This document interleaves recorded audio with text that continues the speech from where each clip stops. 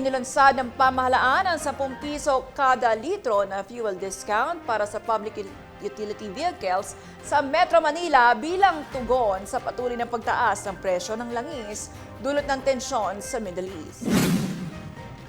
Sa isang joint press briefing, sinabi ni Department of Energy Secretary Sharon Garin na 52 gas stations ang kalahok sa programa.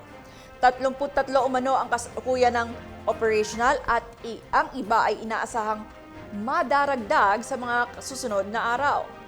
Saklaw ng diskwentro ang diesel para sa mga registered jeepney at UV Express units na may maximum na 150 liters o katumbas ng 1,500 pesos kada linggo bawat sasakyan.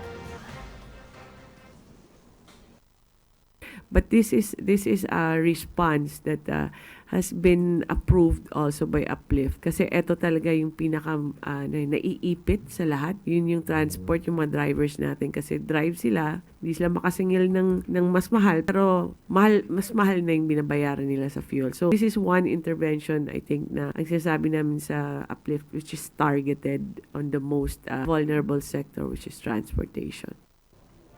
Tiniyak naman ng Department of Energy na may sapat na supply ng langis sa bansa habang patuloy na pinag-aaralan ng pangmatagalang solusyon.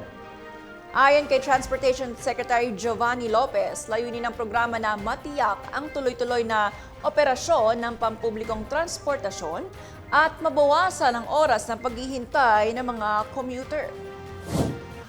Para mapadali ang distribusyon, inilunsad din ng Land Bank of the Philippines ang isang digital system kung saan maaaring makuha ng mga tsuper ang subsidy gamit ang mobile application na konektado sa mga gas station.